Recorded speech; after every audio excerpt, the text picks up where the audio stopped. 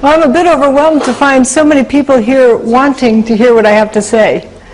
It's wonderful. It's truly wonderful. Thank you. So, the subject of the day, where did the towers go? Let's see. Well, once upon a time, there were two towers. Then they went away. That material there is all that was left of that building. That's building 3. A lot of people overlook that building. And this is the remains of Tower 2, about the lobby size down there. To remind you of how big of a mass was there. And then it is gone. This picture was taken on 9/11. Where is all the debris? But everybody wants to know who did it. They just have to know who did it. And so they jump to conclusions. But the planes did it. No, it was bombs in the building. No, it was thermite. And pretty soon there's just answers all over the place of what they think it could be. Spray on thermite, 4th generation, mini nukes. Just throwing out answers. You can't really find the answer that way. Because if you had a dead body you came upon, how did it die? Well, we found a smoking gun. Now we know it had to be the gun that did it. But then it turns out you found the dead body underneath the garage door. The garage door must have done it. Wait a minute, maybe he was poisoned. So guessing the answer with just a few details is not a good way to go. I don't know if many of you heard about this case that really was just oversaturated in our media. This case of Casey Anthony, a mother accused of killing her child, and then was found not guilty and everyone was shocked. Not everyone, but the people who were following the story were shocked. But the next day, Jennifer Ford, one of the jurors, getting feedback here, spoke to the media saying they did not know how the child died. How can you convict somebody of a crime if you don't know what crime they even committed? The jury did not know what happened. So finding out what happened is the most important thing. Then you can determine how it happened, who is involved, why they did it. But what we're going to concentrate on, because it's the most important thing, is what happened. The main thing of what happened, the towers didn't burn up, nor did they slam to the ground. They turned into dust in midair. How do we know that?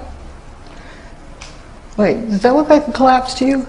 We were told it was a collapse. We were basically brainwashed into reacting to this picture, like flashcards. Memorize the word collapse when you see this.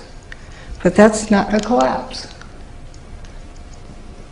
If they had hit the ground, if they had slammed into the ground, there would be over 1 million tons of debris piled up on the ground.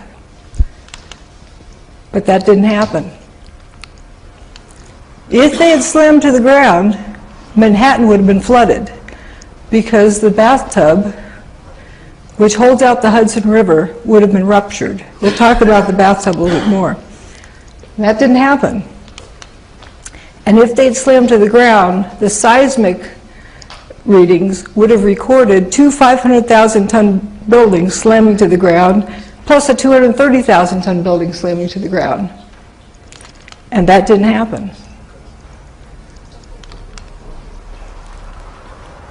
So we first are going to determine what happened by looking at these 3 main areas, and then there's a whole host of other areas we'll look at as well. So here we have what was left after the towers went away. Only buildings with a WTC prefix were destroyed that day. Really hardly anything else was even scratched. A few damaging things here and there, but nothing catastrophic that couldn't be repaired. That's all that was left of the North Tower. North wall, the south wall, and a little bit of stairwell B. And the towers were steel structures with aluminum cladding on the outside. Well, you see a few pieces of aluminum cladding laying around. Yeah, you get a steel piece there. But right in front of the front door, why don't you have piles of steel structure?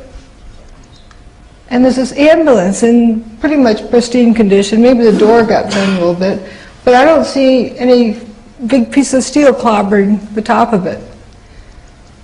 And we know the park ambulance is at ground level, not up in space. So that's ground level.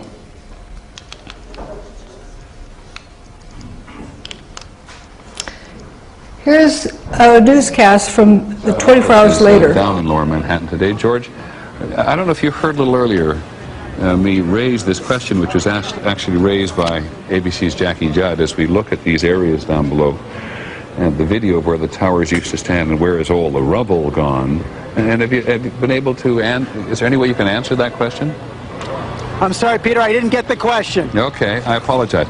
Jackie Judd and several other people keep asking us, when you look at where the towers used to stand, there is surprisingly so little rubble. Where did all the rubble go? It's a very good question, Peter, and I have asked some people who've been doing some of the rescue and recovery work this morning. If you look behind me, you can see the very remains, the skeletal remains of the World Trade Center. And one volunteer, Robert Gerlinski, explained to me the reason there's so little rubble is that all of it simply fell down into the ground and was pulverized, evaporated. What was that he said? Fell down to the ground, was pulverized, and evaporated. I don't mean to be making fun of these people at all. They're trying to explain what they see. They don't see enough debris. And they're trying to come up with some explanation as to where the building went. Actually, that video clip I saw that day, and that partially inspired the title of the book. Because why did people quit asking that question? Here's another short clip the following day. I was astonished at the degree to which solid materials were turned into pulverized dust as a consequence of that building collapse. I think it was striking. People were shocked. It did not make sense how much it was turned to dust. The top view of what was left, we have Building 3 here, Tower 1, Tower 2, Building 6, it had all these cylindrical cutouts in it. Approximately the middle 50% of that building's missing. Building 5 had cylindrical cutouts in it. Some circular cutouts there. Building 7 went missing. The buildings on either side weren't really destroyed much. There's some stab wounds, I call it, some pieces of steel beam that went into this building, but essentially nothing happened to this building. The sidewalk in front of it didn't even get covered. And Building 4, that's when it often gets forgotten. The north wing of it seemed to be sliced off like with an X-Acto knife, and the main body of the building just went missing. Just the north wing stayed, or that part of the north wing. Here's that remaining stub of the north wing of Building 4, and looking at it directly on, here's what you would see.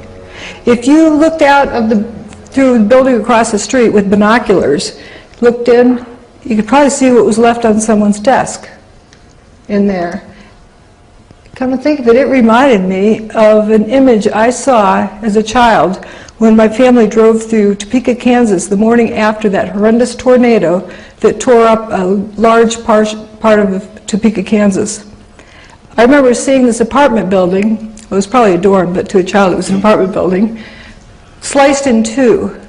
Half of it was just gone, and the other half, like nothing happened. The bed was still made, magazines on the bedspread, some books on the dresser, and clothes hanging in the closet that did not look disturbed. No support under that floor, so I really don't think somebody walked in there and made the bed. It's just unsupported hanging there. And it also might remind you of the Pentagon. It's a clean slice. From ground level, here's what it looked like that day. There's just this little corner left. And after they cleaned up the corner, there's that sliced off part of the north wing.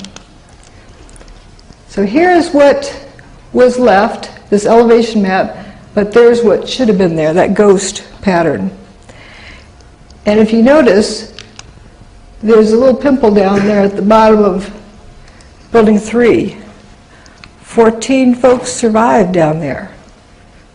The rest of the building went away, and who was left in that little corner there survived. Also, the bottom of Tower 1, that little hump there, that was stairwell B. 14 people survived there as well. And one of them, when they came out, said this. I looked and said, guys, there used to be 106 floors above us, and now I'm seeing sunshine. There's nothing above us. That big building doesn't exist. These are the biggest office buildings in the world, and I didn't see one desk or one chair or one phone, nothing. Another one talked about walking out onto an empty football field. Something I've often talked about is toilets. There should be at least 3,000 toilets in those buildings. Busted up toilets are easy to recognize. Recognizable parts. So you have all this gray dust, you should have some nice shiny sections of porcelain, assuming that is what they used. But you didn't see any. Not one bit.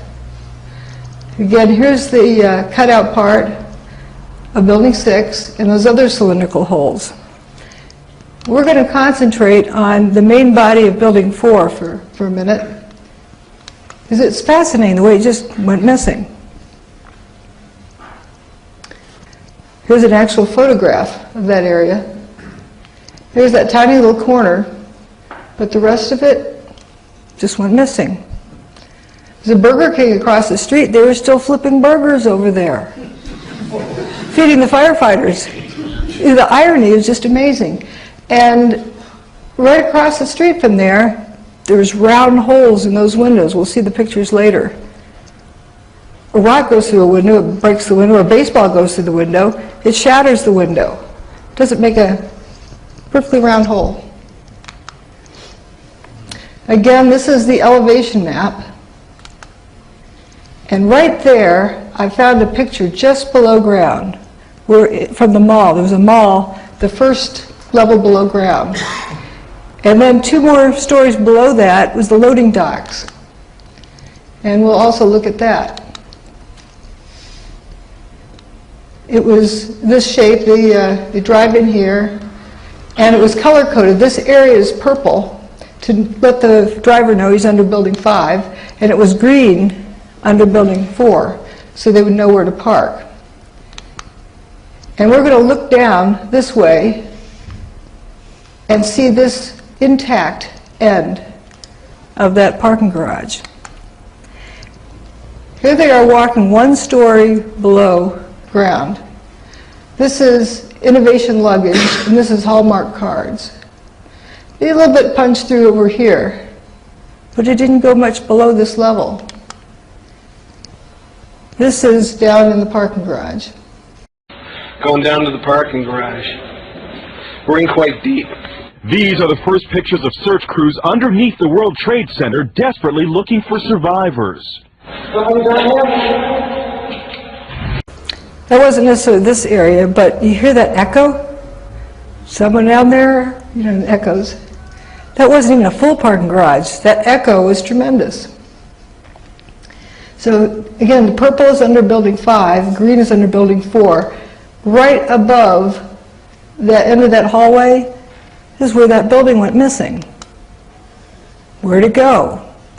Mind you, that was also the location where the top of Tower 2 was tipping over and then it turned to dust. That's where it would have fallen. If the top 35 floors of Tower 2 had fallen to the ground, landed on Building 4, would it look like that? Now we're looking back from between Building 4 and 5 through the complex. There's Stairwell B, where those folks survived, those 14 people who thought that when the building came apart, they thought they were so buried it would be forever till they could get to them and they'd be dead before workers could pull the rubble off of them. But then the dust cleared and they looked up at blue sky. There would be over 1 million tons of debris piled on the ground if those towers had slammed to the ground. Didn't happen. Looking from 180 degrees on the other side, again, here's Stairwell B, the north and south facade. Where's the debris? There is some, okay, you got a few pieces of stuff here and there, but it's not anywhere near the amount to explain 2 110-story buildings and a 22-story building. Where'd it go?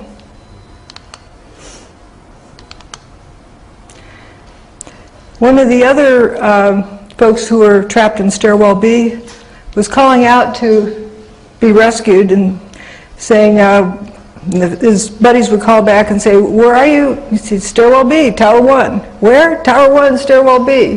Where are you? Stairwell B, Tower 1. You know, like, why aren't you listening? Then the boys said, where's Tower 1? Where's the North Tower? From the outside, you would wonder too. They were right in this little spot there. And they walked out. Once the dust cleared and they could see where they were going.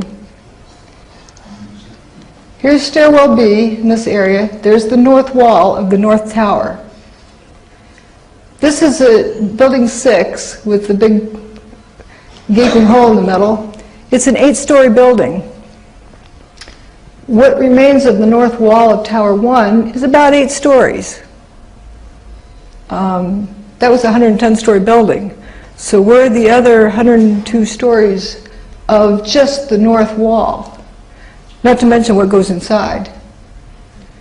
And you can see over here where Building 7 had stood, it didn't even spill completely across that street onto the sidewalk. The post office, the wall, doesn't look like stuff hit it. Doesn't look like a machine gun fired at it. If you're squashing down a 47-story building, that material has got to go somewhere. And it would be shot at. In order to get it smushed to the ground that amount of time, the material has to be launched out of there like Mach 1. But it doesn't look like a machine gun hit it. Here's another image. Stairwell B, north wall. And here we have the bathtub wall. We haven't talked about that yet. The bathtub held out the Hudson River, and this building was very close to that wall. It's like having it next to a dike. If that building had slammed to the ground, it would have damaged that bathtub, ruptured it, and flooded Manhattan. Well, let's talk about what the bathtub is. Before, when the towers were first built, there was just the towers out there. They were built on bedrock 70 feet below the water table. And they extended out, you know, wanting to get more real estate on Manhattan. And later they built more buildings out, but it was right at water level. And so there was this wall that kept the Hudson River from flowing in. Manhattan would have been flooded if that crashed to the ground. Here we're looking down 70 feet below the water table onto that bedrock. There's the bathtub wall. Here's the west side. The old shoreline used to be right about here. There's a map of it. There's the old shoreline. They basically built the towers in the Hudson River and built this dike all the way around. They called it bathtub wall, or sometimes they call it the slurry wall. In the early 1900s, as you can see, 1909, They finished the PATH train station, and the subway would go underneath the Hudson River, came up, turned around there, and went back out. When they built the towers, they relocated inside this bathtub. And then you had the intersection with the subways that went around Manhattan. This is all below the water table. So if you broke that bathtub wall, subways would be flooded, all of lower Manhattan would really be destroyed. Another image of it, and they're starting to build out and extend out here, which they later did and built the WFC buildings. And again, you can see down deep into the basement.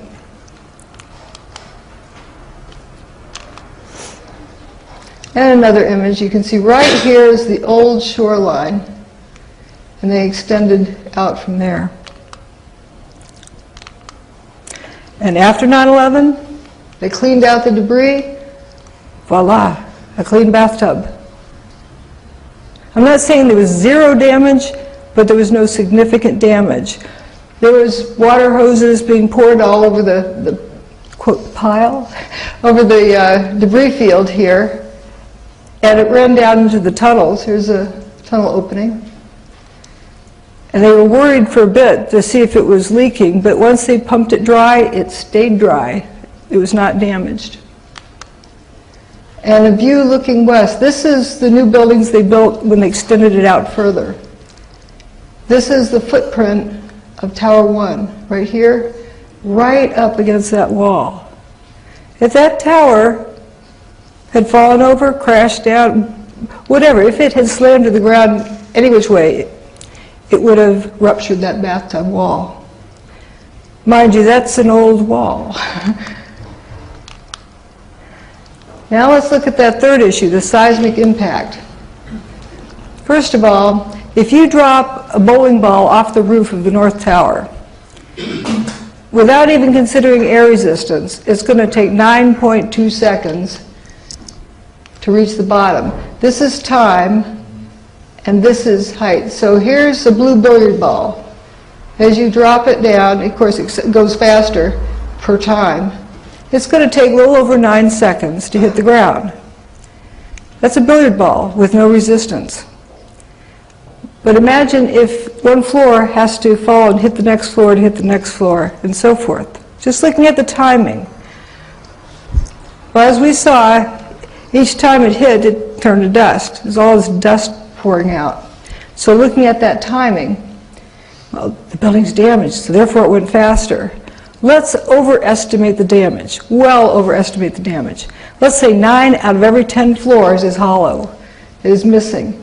So the first floor will fall 10 stories before it hits the next one. But as soon as it hits, it turns to dust. And then, but let's assume it has enough energy to get the next one started. It doesn't, but let's assume it does. Then that one has to wait until the blue ball gets there to start that one going. And even at that, it's over 30 seconds. Imagine if it was every single floor, well over 100 seconds. But it takes time to put things in a trash compactor. Trash compactors don't work instantly to squash material. But even more interesting is the length of time. It took 8 seconds that the ground shook. How does that work? Only 8 seconds the ground shook. If you get something you're hammering down, the ground should be shaken a good bit of that time. Even more noticeable, it's missing anything beforehand. The seismic recordings would have reflected 2 500,000-ton buildings slamming to the ground, but they did not. Didn't happen. One of the emergency workers, one of the first responders, made this comment: "I don't remember the sound of the building hitting the ground. Somebody told me that it measured on the Richter scale.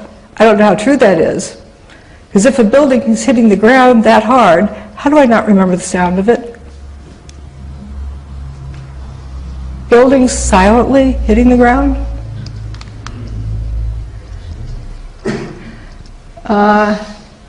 I guess this part of the building doesn't make a thud when it hits. The building is completely turned to dust or near completely turned to dust. It's not going to make a thud. It comes down like snow. In controlled demolitions, when a building slams the ground, that's when it is broken up, and that's when the dust is created. This is an earthquake that was in Manhattan in January of that year, on the same bedrock. It was in Midtown Manhattan. So we can test how that bedrock carries a signal. How does this look compared to that other chart? This has a whole lot more high-frequency waves, a whole lot more going on. That other one looks like it's over-filtered, or something's weird about it, but worse than that. Look at this. I call this the nozzle, kind of leading up to the big signal. This is when the P wave arrives, the primary wave and then the secondary wave. And you can tell how far away an earthquake is by the delay of those, if it travels through the ground. If it doesn't travel through the ground, you don't get S wave and P waves. You only get surface waves. Now, let's look at the signal from Tower 1. No S wave and P wave arrival. Only surface waves. And look how much smoother it is. It's not that high frequency kind of rattling look. And it's approximately the same magnitude. This is a 2.3 instead of a 2.4. So we know that bedrock can transfer seismic signals. So let's compare it to, well, first let's look at Tower 2. It had already gone by that point, but Tower 1. That's what it looked like on the overall scale. It's a 2.3. It should have been more, much higher number. And then all afternoon there were still these quarry blasts in New Jersey and in Pennsylvania that measured on the Richter scale. So we know that the seismic charts were working. And then the Fox Islands, there was an earthquake there. But just before that earthquake, Building 7 went away, dropped and turned to dust, its final demise. But what was most striking about that is that little red vertical line, that's when it happened. And there's nothing really that stands out and apart from background noise. Where's the signal for Building 7?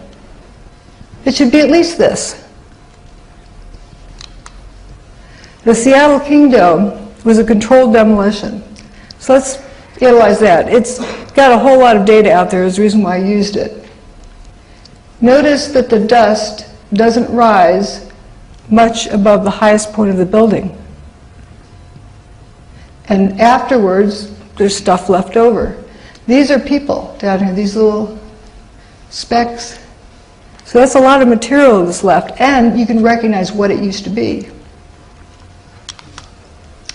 And this is the signal it leaves. Notice it has an S wave and a P wave arrival. And it lasts like 52 seconds for the majority of it. If you dropped a bowling ball off the roof of the King Dome, it would take about 3.9 seconds to hit the pavement below. It's a lot shorter. So we're just going to use that for a way to compare the length of signals. So let's average it to 4 seconds. But the major part of the ground shaking was 9 seconds. There's a lot more that shook after that, as the pile was probably readjusting and things were happening.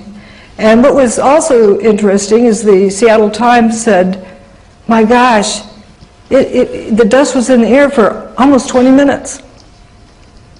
Not 99 days. Here's the seismic signals from 5 different recording stations for Building 7. If you're real creative, you can pick out something from background noise, but not much. This station, nobody could pick anything out from background noise. Now, they calculated when the S and P waves were to arrive. They calculated that, but you don't see anything happening there. Just a hint of some disturbance in the surface wave. But again, this station They couldn't even guess. Now, this building has 6 times, or had 6 times the potential energy of the King Dome. It should have at least registered the same as the King Dome on the Richter scale, which was a 2.3, like Building 1 registered. Building 1 was 30 times the potential energy. So here's the King Dome. We'll look at things relative to the other towers with that. If you turned all but the bottom 20 stories to dust of Tower 1, you would get approximately that seismic signal that we saw. Not without the S&P wave, but the magnitude. And for the South Tower, if you dustified all but the bottom 16 stories, that would explain why we only had a 2.1 on the Richter scale. For Building 7, that 0.6 on the Richter scale is like the bottom 2.5 stories falling to the ground, just about nothing. With the new phenomenon, we need a new word to describe it. Because using a known term for a known phenomenon that doesn't apply to a new phenomenon is not scientific. For what happened to the towers, I've used the word dustification. I think it's pretty clear what it means. It's a new phenomenon. We haven't seen a building get dustified before.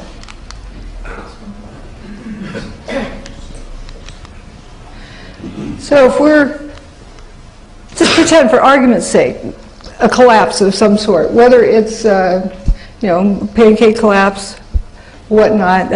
Bombs have to shoot stuff out at a high speed. The point is, if this building is to get to the ground in 9 seconds, the material in this region has to go somewhere, has to shoot out at a tremendous speed.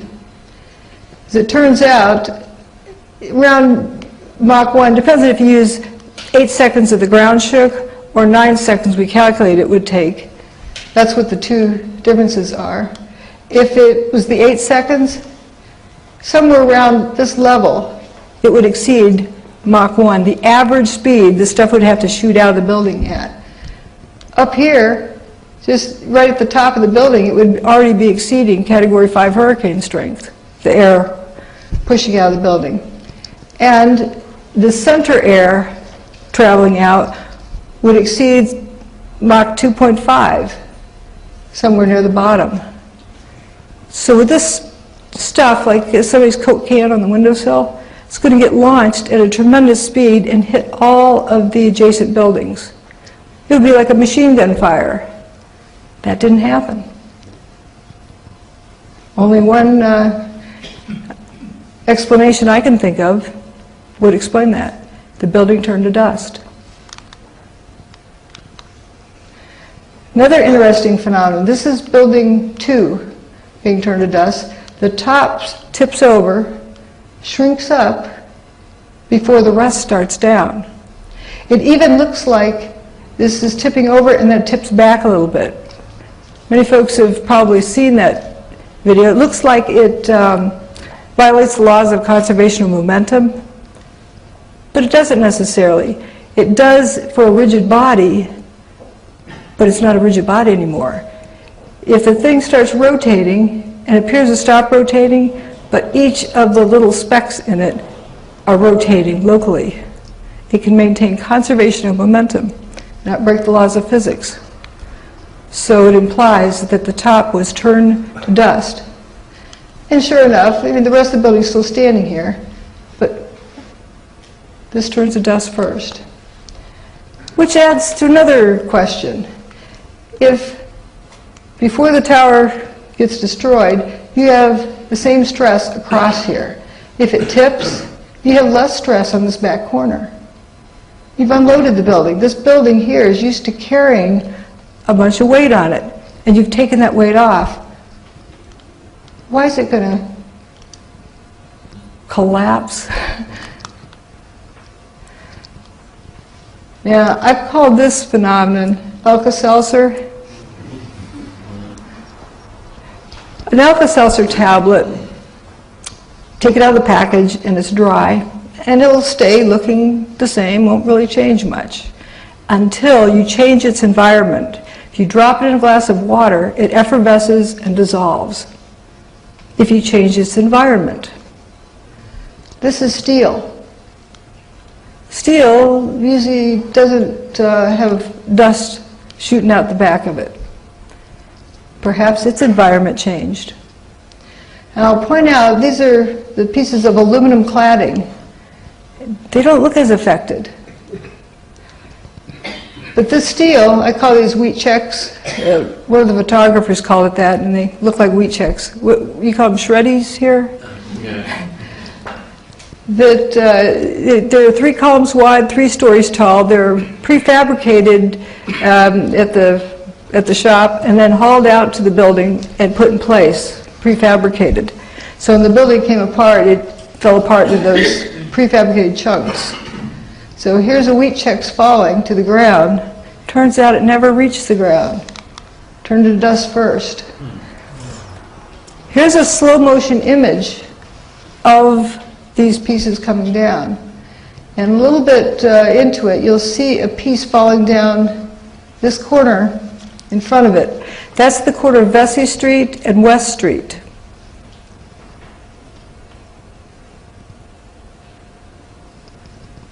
This is the one coming here.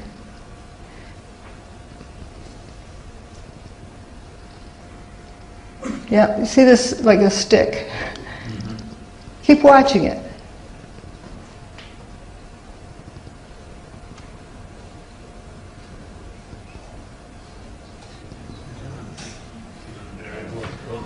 It turns to dust. In a minute, we're going to look down that intersection where this stuff should have landed. I have a faster one of this, but notice how all of this is trailing dust. That's not from a dirty windowsill. Here's the faster one. It'll play a few times. You also see things squirting out as it moves down. But this piece is quite interesting how it turns to dust.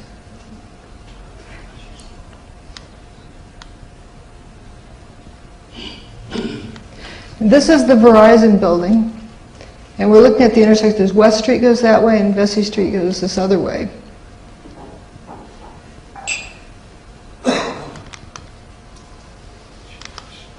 And here's where it should have landed. This is right after the destruction of Tower 1. These people were in their hiding places, apparently, and they've come out of their hiding places. Look at the body language. Hands at the side, hands on the hips, arms folded, arms at the sides. They're shocked. There should be a big building right there. Paper and dust. Yeah, there's a piece of aluminum cladding there, but I think there should be a little bit more material. We were looking down here from A1, from that direction. In this picture over here, we're looking from A2. That's the same intersection. There was just a sea of unburned paper and dust.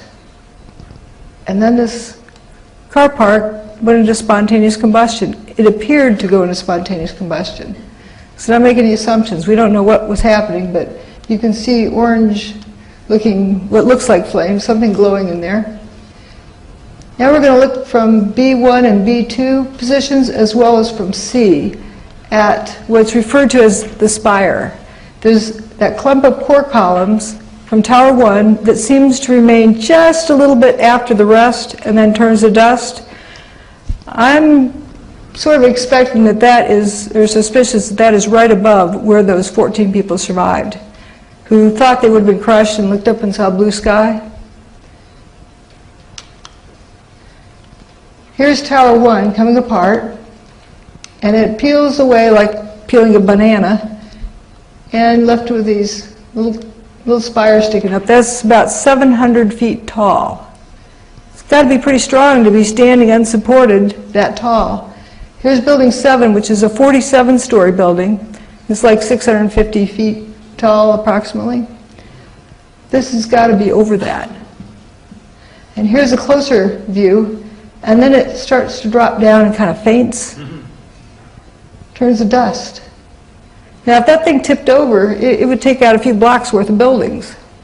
How's it going to go straight down? You got a 700-foot hole in the ground to drop it into? Okay, for argument's sake, let's pretend we do have a 700-foot hole we're going to drop it into. And you're saying that that's dust that shook off it that settled back here? That's blue sky around that. That's not dust gradually settling. If dust is that fine to hang in the air, it wouldn't be settled on it in that amount of time. So we know it doesn't have much time at all for dust to settle on it. And right after that, here it is from a slightly different angle.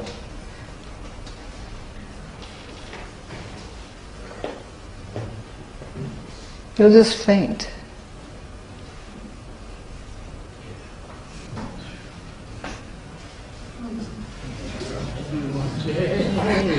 Just faints and dustifies. Pretty neat trick. Now we're going to look at still frames from yet a different position. Remember, it peels away like a banana, leaves it exposed. Blue sky, crisp edges. That's not dust settling on it. And then it comes to the point where it no longer has crisp edges and dustifies.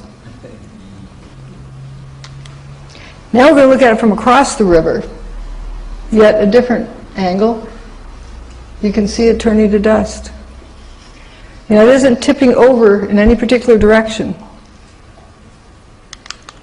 Oh, let me back up on that one. Oops, I backed up too fast. Okay. See how the dust cloud is sort of wrapping around this building? It's a little bit more wrapped around. So you can tell there's not much time has passed between those two images.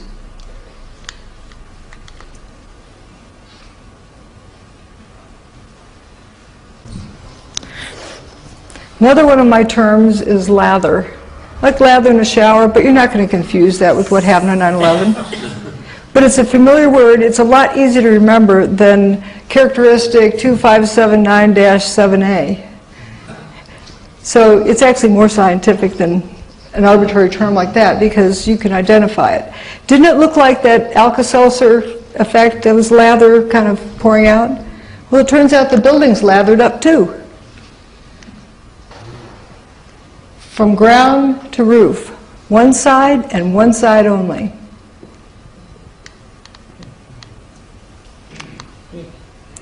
Not only that, this is building 7, the north face, and we have busted out windows, but the fumes don't want to come out there. I'm just using fumes as generic, not saying smoke.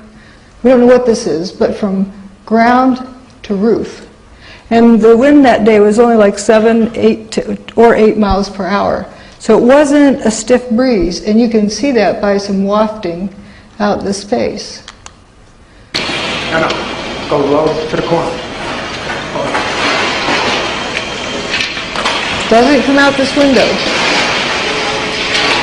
Comes out that one, but comes out this one down here, but not up there. It's very energized. If it was smoke from a fire inside, first of all, it wouldn't come out of the entire face of the building. And second of all, you have a bottleneck there. It goes for the path of least resistance. And you would have something coming out there. Go low to the corner. It's not pushing out, it's being sucked out, it looks like. We don't need to know what caused it to just be able to observe what's happening. That does not look like a fire pouring out a window. And that poured out of the building all afternoon for 7 hours. That's a lot of material. Maybe that has to do with why it didn't make a thud when it hit the ground. So we're going to talk about the dust rollout. It's another interesting issue. guy's running down the street, dust cloud chasing him. A wall of dust. A wall of dust? If junk slammed to the ground, the dust rolls out from the ground. It doesn't come as a wall. Now, I saw this, it kind of made me think of getting the whole building, grinding it up and turning it to dust within some like glass walls. So you have all this froth in there, and then you take away the sideboards and let it just move outward. Like it was already turned to dust before it was cut loose. And as it went down the street, it ran over people, didn't leave them burn, just left them covered with dust. This one is particularly interesting, the contrast. Whitehead. But these people were hit with dust, like you can see where his tie had been. The dust rolled a particular distance and then went up. Bob and Bree were in that apartment there, and it was wonderful of them to have shared their video. They took a video of this dust cloud rolling out. It didn't quite touch their window and went up. Never touched the window, like within an inch or two. It was amazing.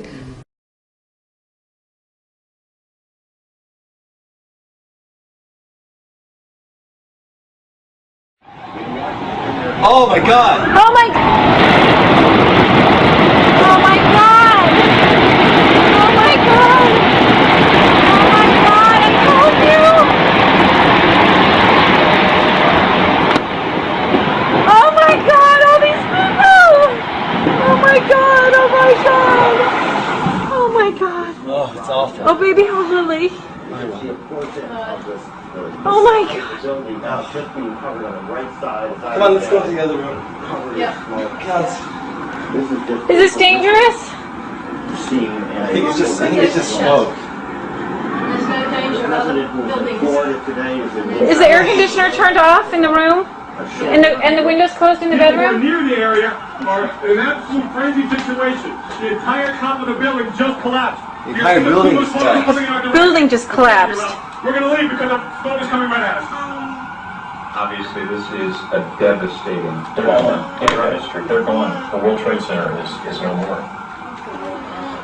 We do not know at this point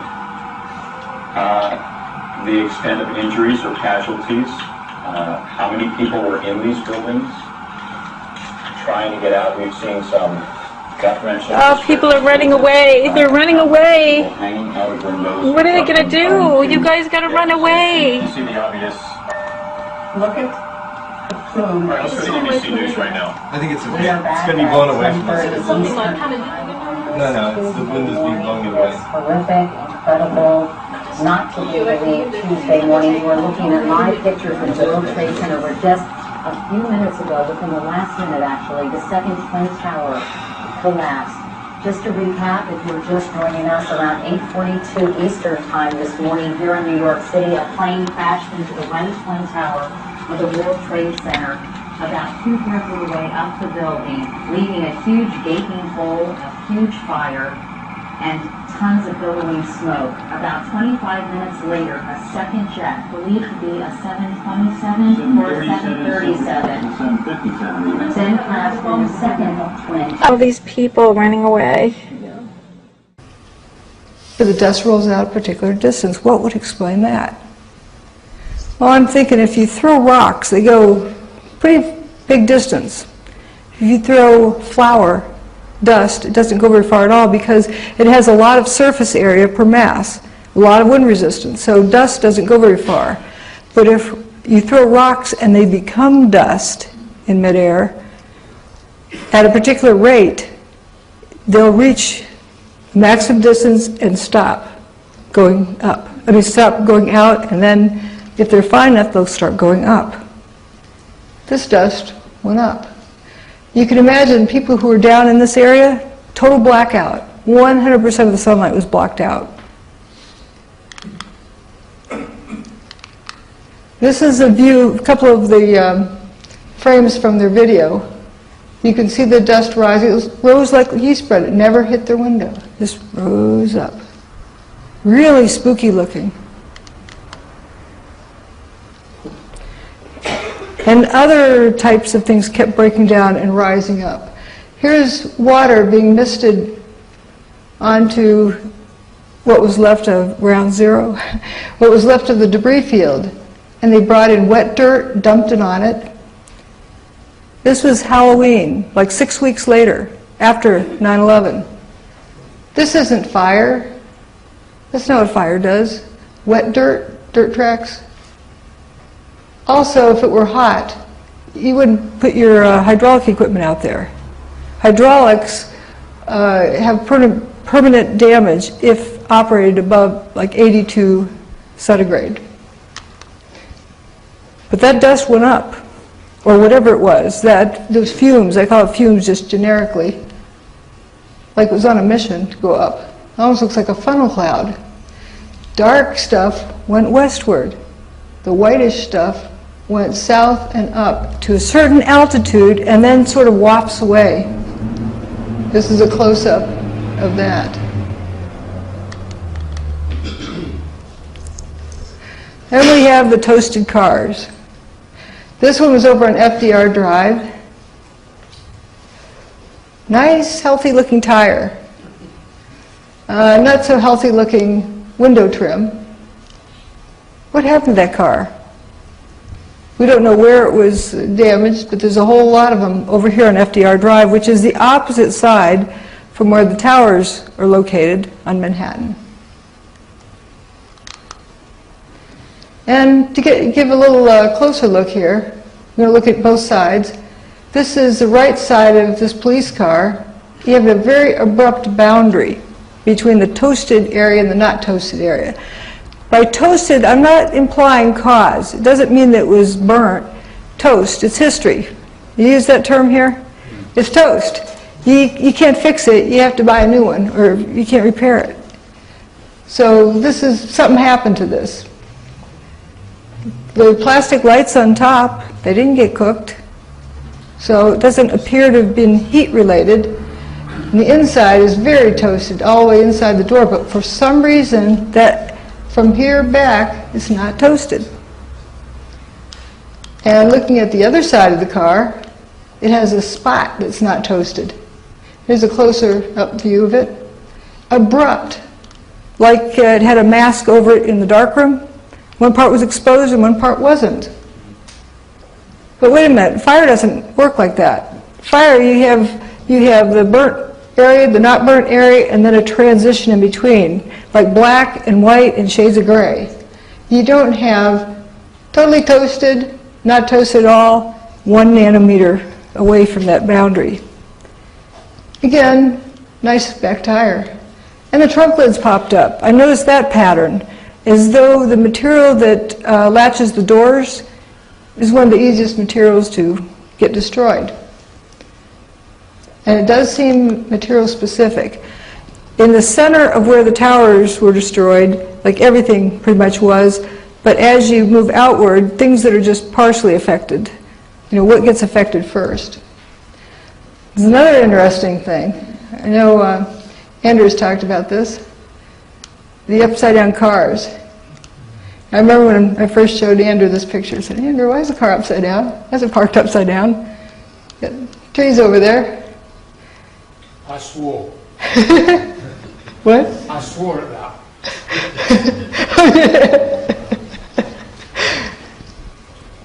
This police car here, but notice the upside down ones aren't as toasted on the bottom. It's like they either get toasted or they get flipped. And yet some interesting tires sticking up in the air there, like it did a face plant in the street. And here's that night. And you said you saw melted tour buses, melted cars? The cars that were right down there, it was just unbelievable. They were twisted and melted into nothing. The debris is just unbelievable. And then you can see fire trucks and police vehicles that were down there early that all their windows, the windshields are completely blown out must have been from when debris dropped. But even more jarring, I think, is this scene right here. Look at these two cars placed on top of one another. I think when you think about the impact that these planes must have had, it's hard to visualize it because everything melted. But here, at least you have some remnants. You have literally an engine that is melded together with other parts of the car. Moving over, you've got another car they moved here. It looks like it's been through a war. You can see the papers, all the burned out papers from the building. You see the soot and the dirt, and it just shows you how devastating this blast was. Look across the street there. You've got a Con Ed truck that, you know, some of the Con Ed people now looking at, examining, trying to figure out which truck that actually was. But that truck, too, in terrible shape. So while many of the items, the steel, was literally melted. People who have been right down next to the base of what was the trade towers say there's virtually nothing left. Maybe a few flights of stairs, a few stories of one of the buildings, but that when they came down there was so much melting and so much demolishing of any kind of structure that they cannot imagine much being left or much hope of finding anybody alive. Now, why did they have, why was it melted? But none of the people walking around there were burned. None of the paper was burned. Well, very little of the paper was burned. A lot of unburned paper. So I think we need to take a break now. Is that the idea? This is a good place to stop.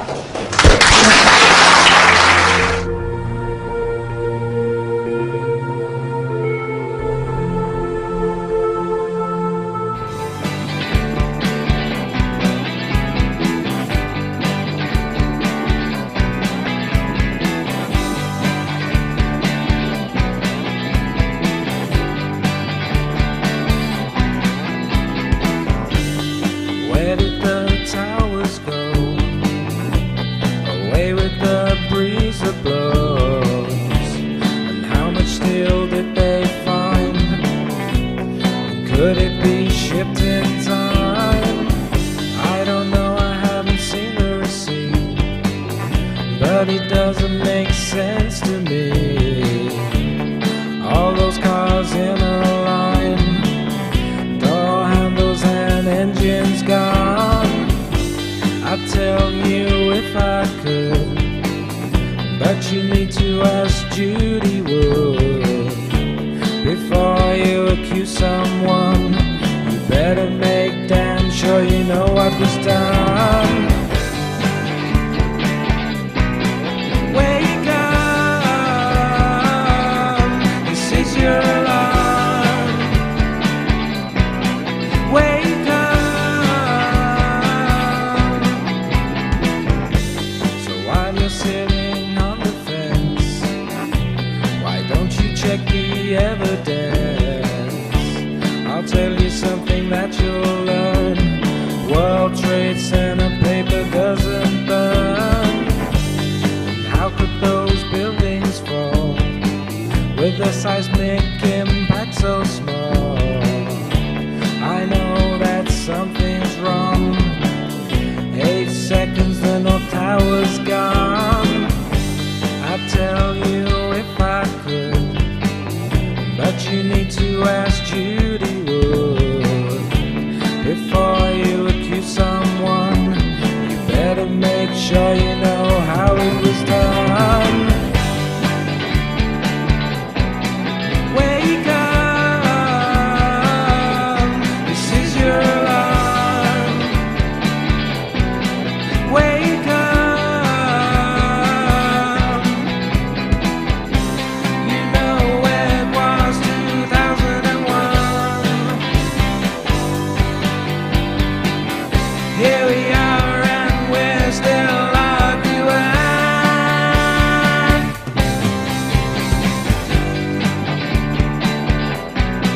Wake up, this is your alarm. Wake up, this is your alarm. Wake up, wake up, wake up.